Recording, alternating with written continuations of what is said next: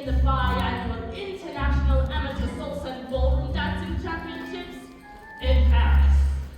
You're getting on the plane, Mrs. Wormwood. Of course I am. I always compete, Doctor. And this time I have a secret weapon. Rudolpho. He's part Italian, you know. Very supple. And he's got incredible upper body strength. I think we should have a talk.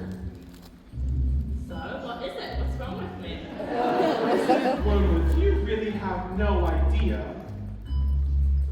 Gas? Mrs. Wormwood, I want you to think very carefully.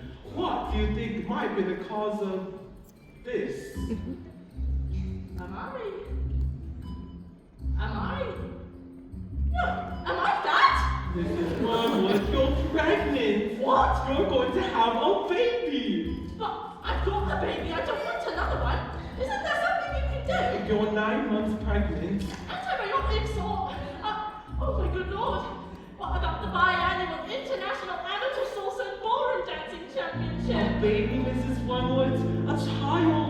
The most precious gift that natural soul upon us has been handed to you.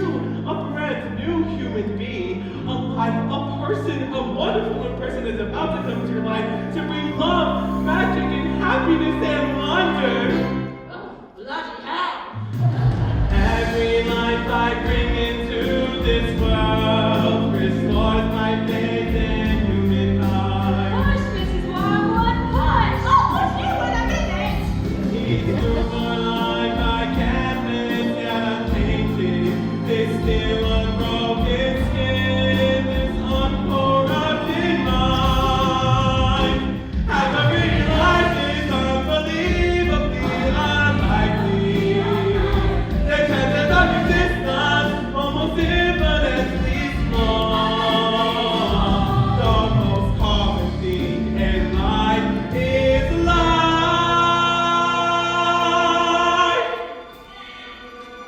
And yet every single life, every new life is a miracle.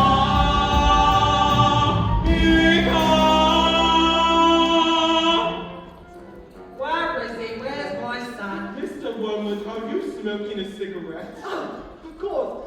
I'm sorry, Doctor. What am I thinking? This calls for a proper smoke.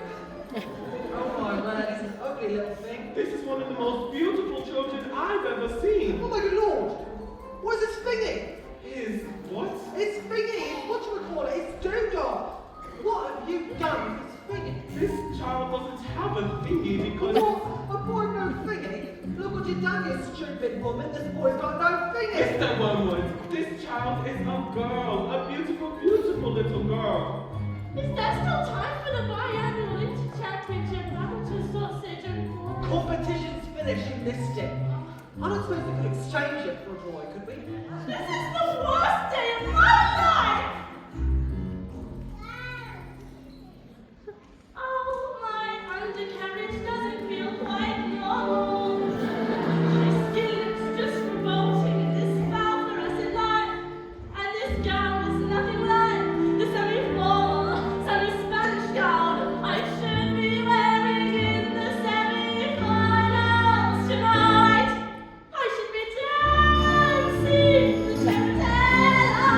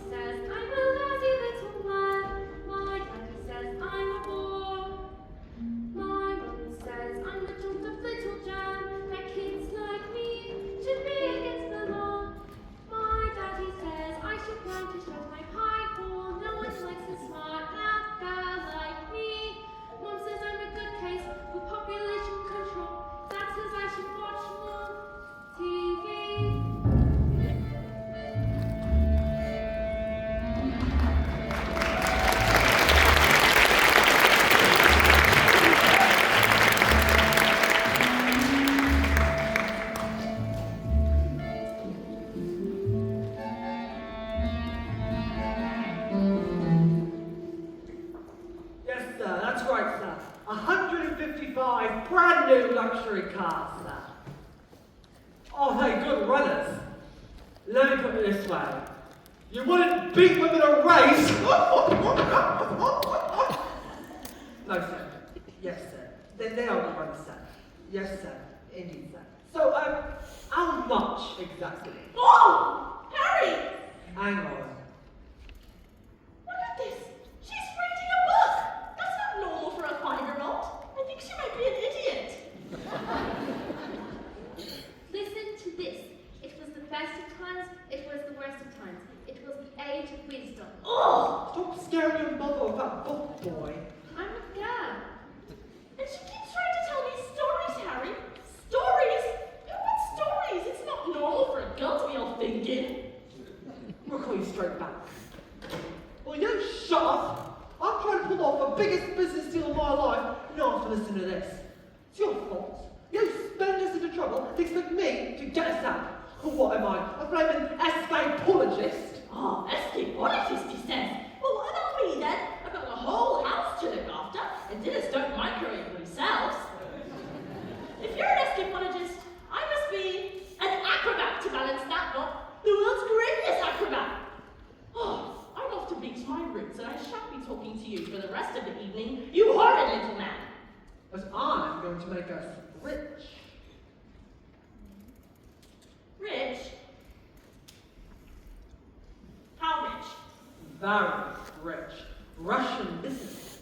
Very, very stupid. Your genius husband is going to sell them 155 knackered old bangers as brand new luxury cars. What? But that's not fair. The cars would break down. What about the Russians? Fair? Listen to the boy. I'm a girl. Fair doesn't get you anywhere, you fig-headed foot brain. All I can say is thank heavens Michael's inherited his old man's brains, eh, son? Well, I shall take the money when you earn it, and I shall spend it. But I shan't enjoy it because of the despicable way in which you've spoken to me tonight. It's not your fault. Your stupid books and your stupid reading. What I didn't do anything. That's not right. Right. I'll tell you something. You're off to school in a few days' time, and you won't be getting right there. Oh no. I know your headmistress, Miss Agatha Trunchbull, and I told her all about you and your smarty pants ideas. Great big, strong, scouring woman she is. Used to compete in the Olympics, throwing Vienna. Imagine what she's going to do to an horrible, squeaky little goblin like you, boy. I'm a girl. Now get off the bed, you little bookworm.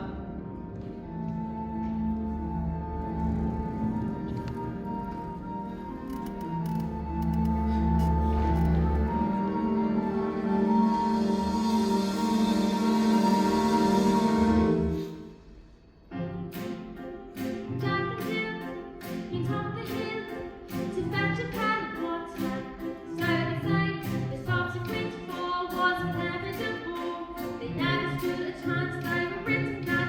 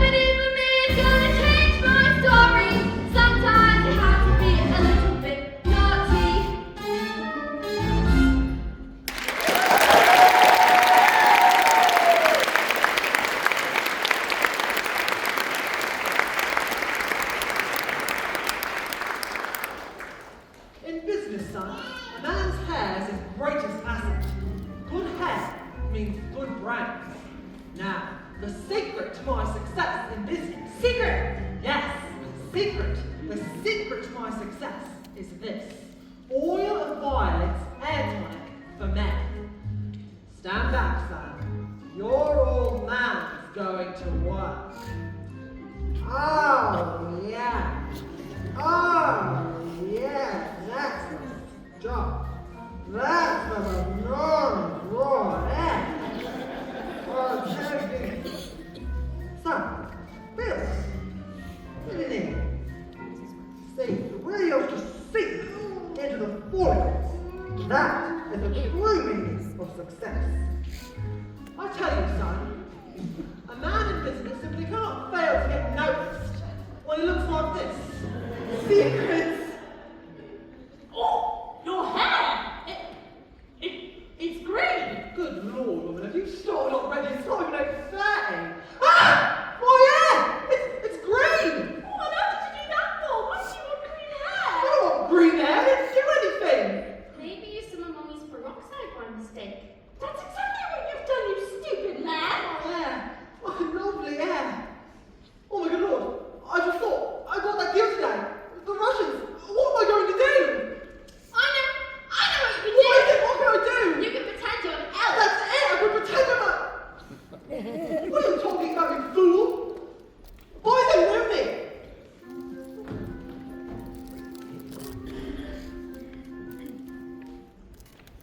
Mom, would you like to hear stories? Oh, don't be disgusting. No, I'll creep on back to that library of yours or something.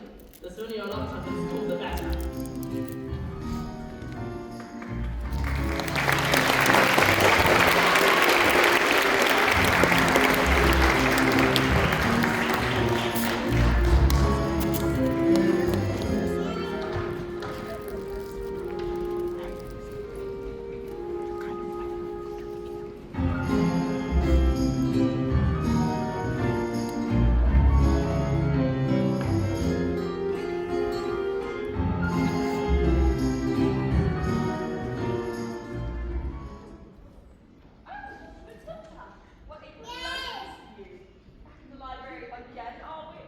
Yes, well, my mum wanted me to stay at home with her. She hates it when I go out. She misses me so much. My dad too. He loves having me around.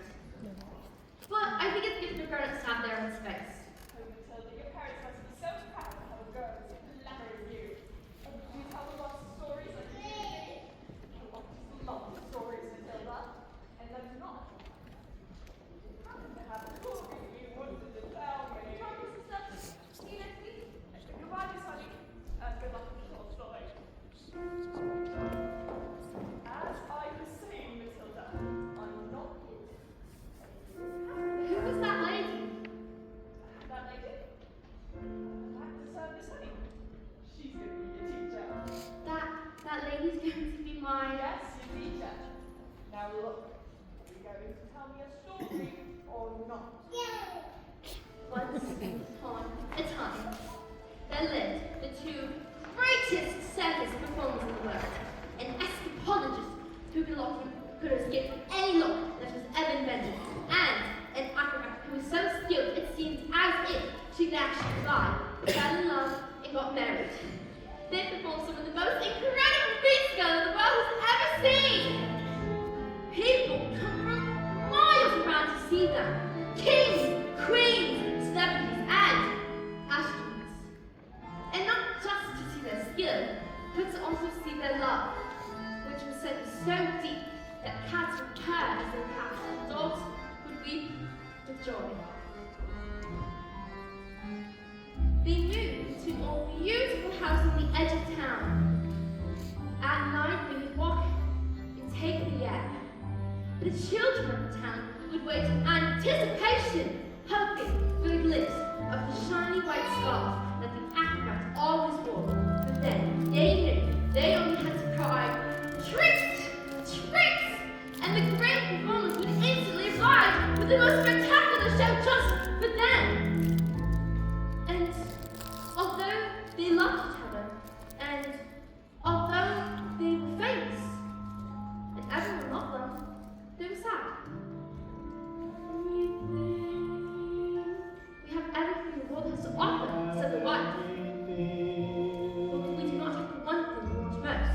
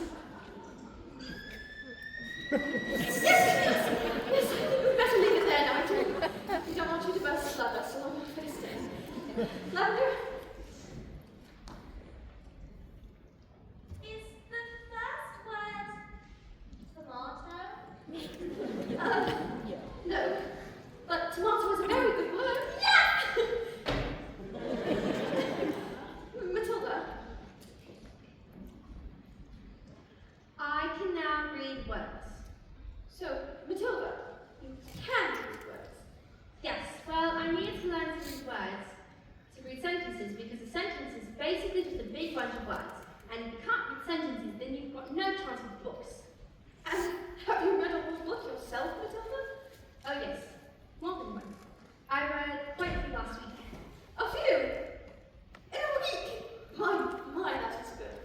What books did you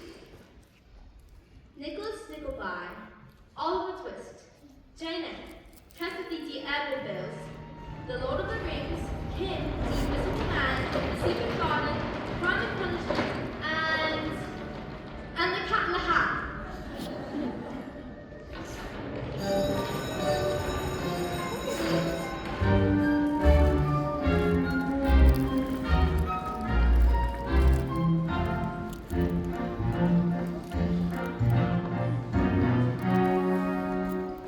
Knock on the door, Jenny. Just knock on the door. Don't be pathetic. Knock on the door, Jenny. There's nothing to fear. You're being pathetic. It's just a door you've seen before. Just knock on the door. Look at you trying to hide, silly. Standing outside the principal's office like a little girl. It's just pathetic.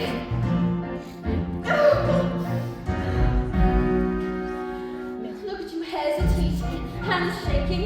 You should be embarrassed. You're not a little girl. It's just pathetic.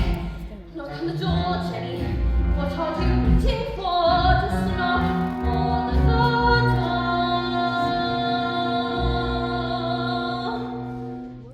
Perhaps I will wait. She's probably having a meeting or something and won't want to be interrupted. If anything, caution in these situations. A sensible one to avoid confrontation where possible. I'll come back later then.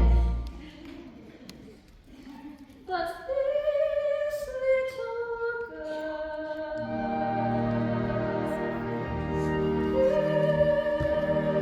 this miracle. Knock on the door, Jenny. Just knock on the door. Don't be pathetic. Enter.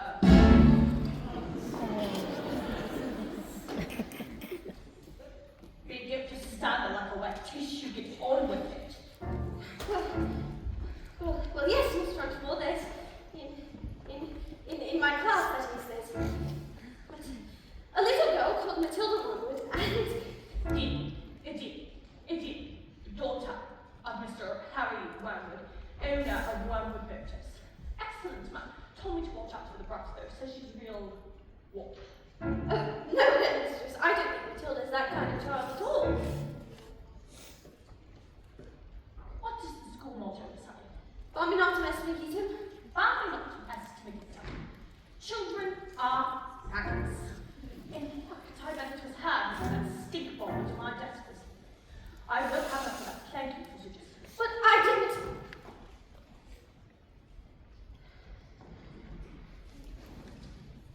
Miss Trunchbull, Matilda Wormwood is a genius. Nonsense. Haven't I just told you that she's a gangster? She knows the times tables, So she's learned the tricks. but she can read. So can I. I have to tell you, mistress, that in my opinion, this little girl should be placed in a tall hall with the 11-year-olds. What? But she is a squib, a shrimp, an unhatched tadpole. We cannot just. What type of society would that be? What about rules? Rules. I believe that Matilda Wormwood is an exception to the rules.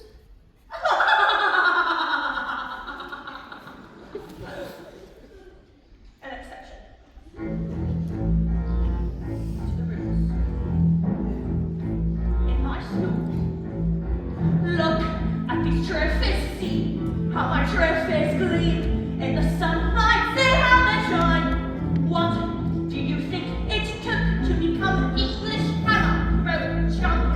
1969, you think in that moment when my big moment came that I treated the rules with casual disdain? Well, Lord how? As I settled and I changed my plan. What? As I chopped on my palms, they lit my hands, I did not. As I started to my spirit and I looked over the moon, did I drift off into rain for a minute or two? Do you think I felt it or ended my rotation? Do you think I felt it? I intended an evasion. As the alarm took off, did I change my run? On the front, I had practiced for many a month, not a jot, not a dot. Did I stray from the plot? Not a detail of my road was interested or forgotten. Not even when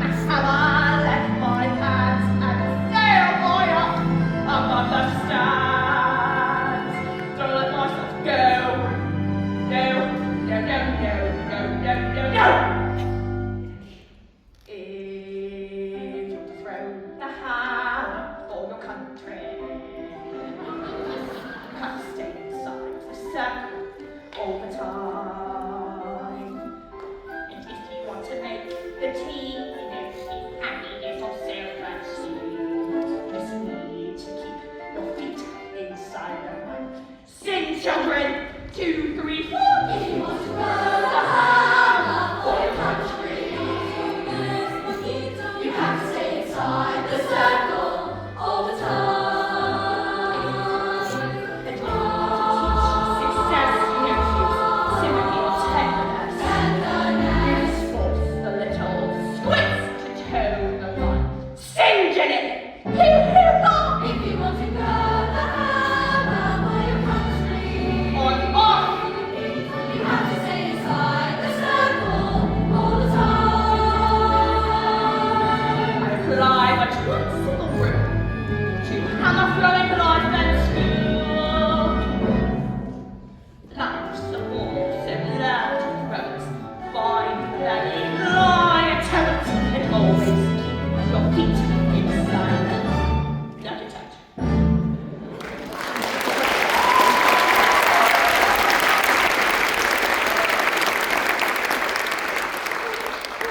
Well, I must tell you, headmistress, that it is my intention to help this little girl, whether you like it or not.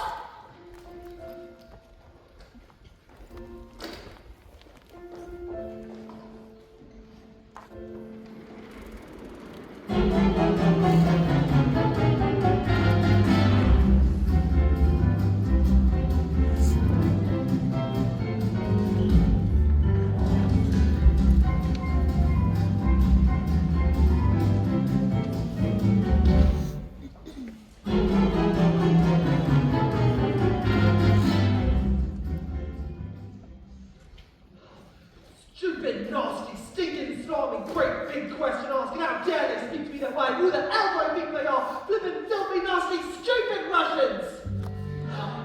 Don't tell him we're not rich. It's the mileage. I took one look at the mileage on the first cars and the rest went knackered. I told them, I said, the reason the mileage is so high is a manufacturing mistake.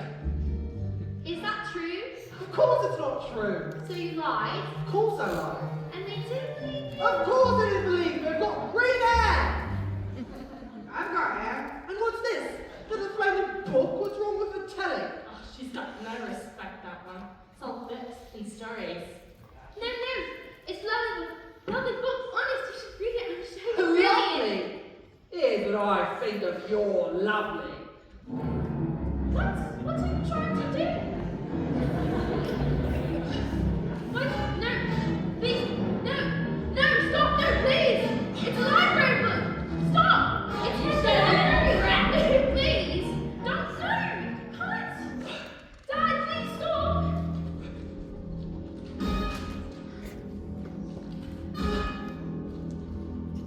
Stop, no, please, no.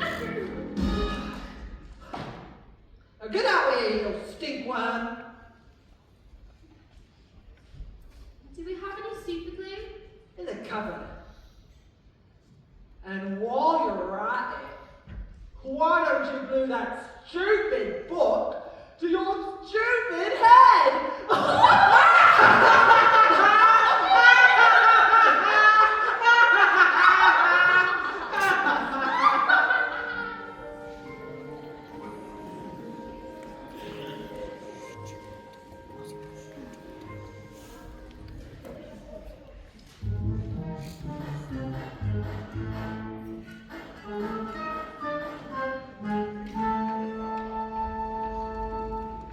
Just because you find that I'm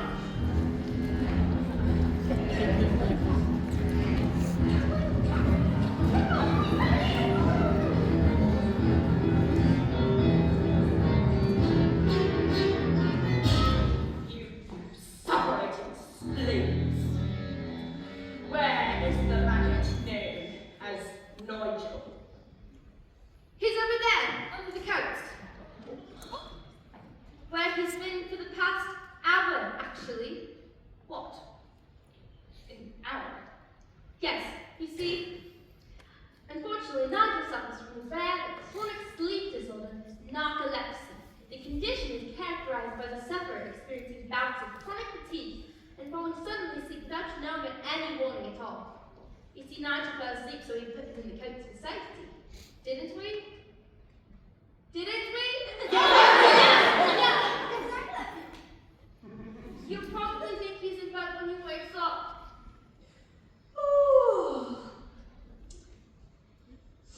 Oh, is it time for school yet, Mom? Oh, where am I?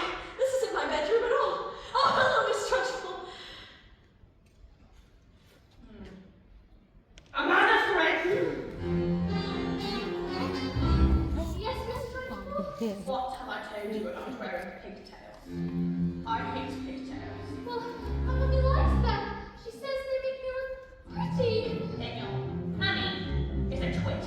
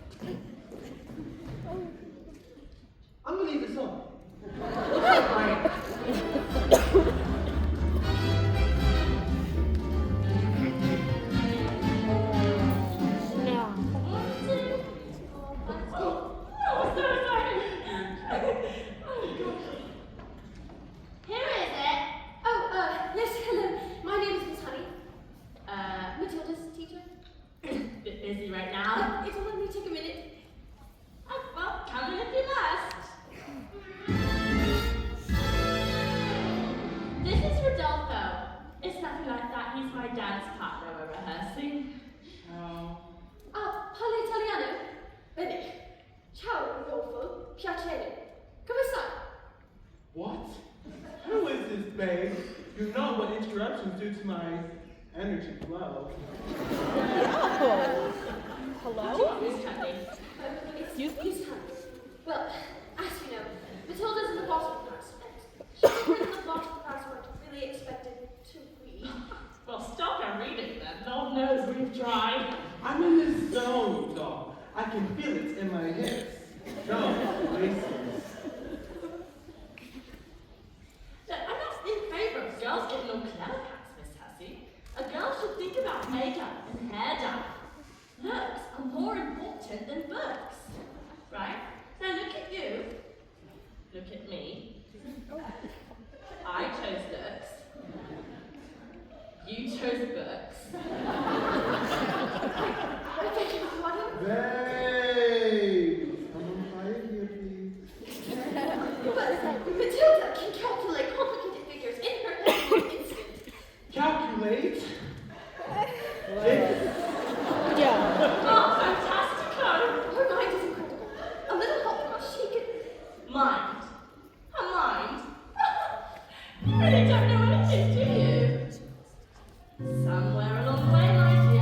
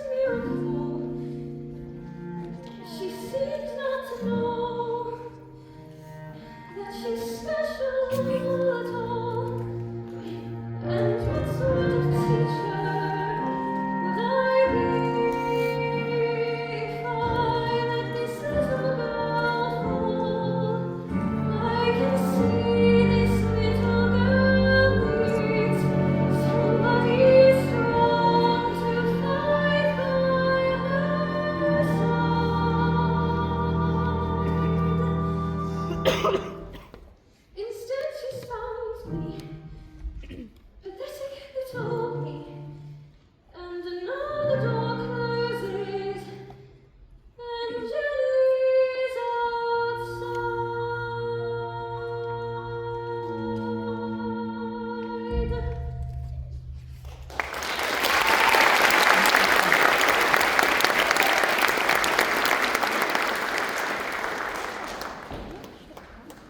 And so, the great day arrived!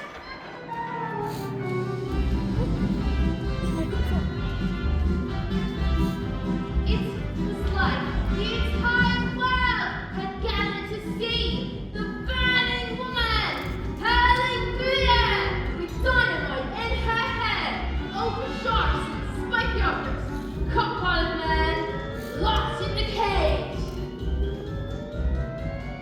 Everything had been arranged by the acrobat's sister, a frightening woman who used to be an Olympic class hammer thrower, who loved nothing more than to scare the children of the town. People whispered that in her dark, brooding heart, she resented her sister both for her success and her love.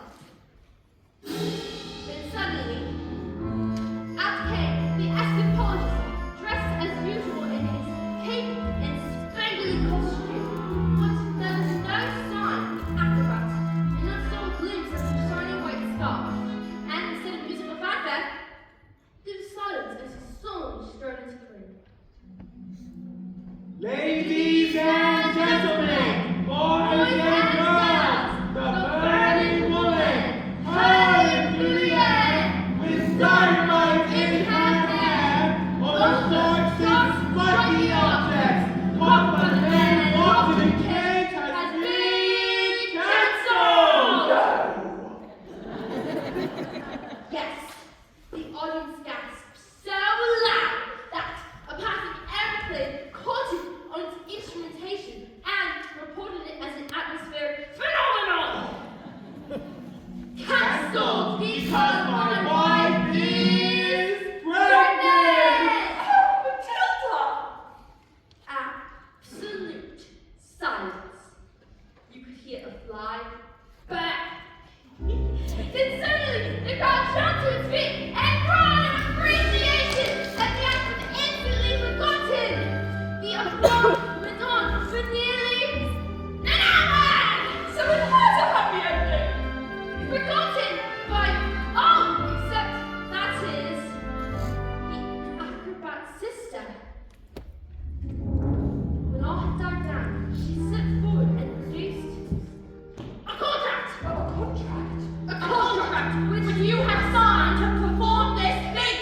And perform this feat you shall! No! I have paid for the posters, the publicity, the catering, the toilet facilities. If I give the crowd their money back, where is my profit? A contract is a contract is a contract. I have a tie.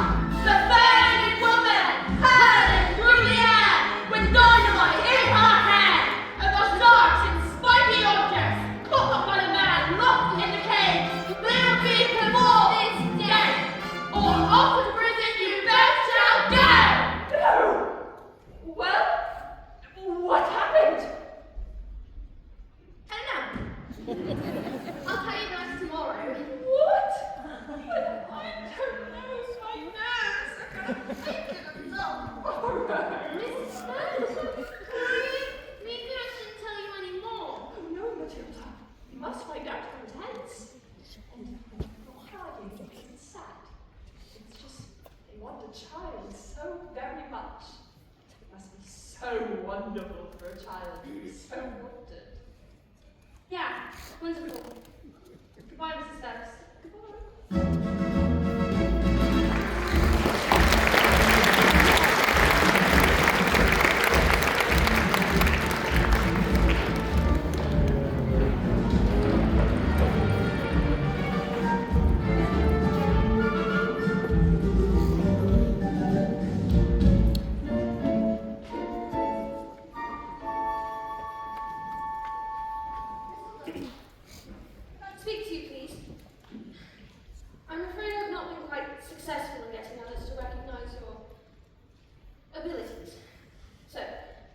tomorrow I shall bring you a selection of very clever books that will challenge your mind. You may sit and read them while I teach the others, and if you have any questions, I shall do my best to answer them. How does that sound? Matilda! Why, that is the biggest time in the world.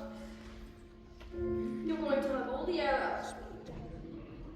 Matilda Wormwood! Matilda Wormwood where? Yes, Miss Trunchbull? Aha! So you expect it then, do you? And it was Miss Trunchbull? This close, this foul carbuncle is none other than a disgusting criminal.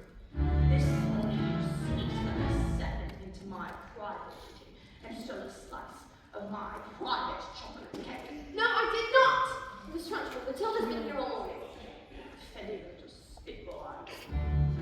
Well, this crime took place before school even started. Therefore, she is guilty. Okay, look, I stole the cake, and honestly, I was really definitely sort of almost going to maybe, but I was having a little trouble with my belly. You see, the Trunchbull's cake was so good that I accidentally scoffed it down too quick, and now it was beginning to fight back. Oh, see? I didn't do it, I'm not guilty! You are guilty because you are a fiend. You are a crook. You are a thief. And I shall crush you. I shall hound you. I shall consign you to the seventh circle of hell. You, child, shall be. You shall be destroyed.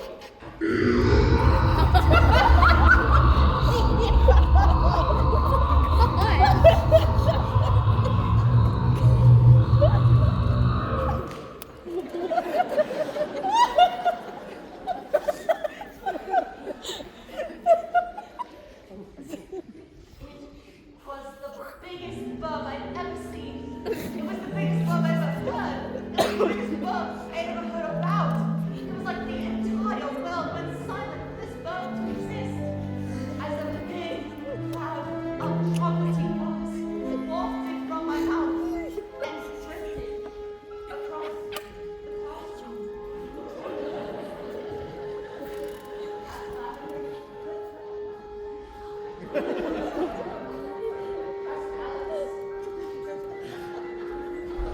Past Matilda, and my big, beautiful chocolate bug would seem to have a mind of its own, wafted full into the face of the Trunchbull.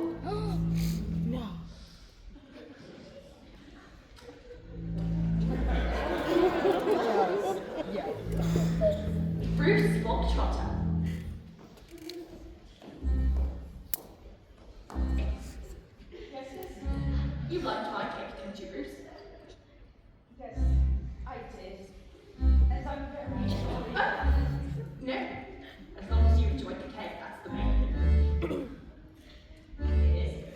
Yes, Bogtrotter, it is. Oh, well, thank you. Wonderful. Marvelous. That makes me so happy. It gives me a warm glow in my lower intestine. Cook!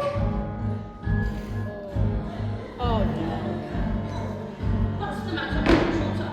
You've lost your appetite? Well, yes, I'm full. No, you are not fell. You are not fell until I said you were fell. I said cooks. Like you are not fell until they have eaten the entire chocolate cake. But, No buts. You have got time for buts. Eat. but I can't eat it all. Mistress will be sick. He should have thought about that before he made a pact with Satan. He decided to steal my cake. Eat! A single slice, or even two, Bruce, might have been nice, but even you, Bruce, have to admit, between you and it, there's not a lot of difference in size. He can't, he can, he surely can, he surely can, but the man, Bruce, he might explode, he's mighty lasting, he's going to not make it stop, he's fantastic, look at him go. I can't follow the effect. This massive bird, Bruce, will be unsuspected.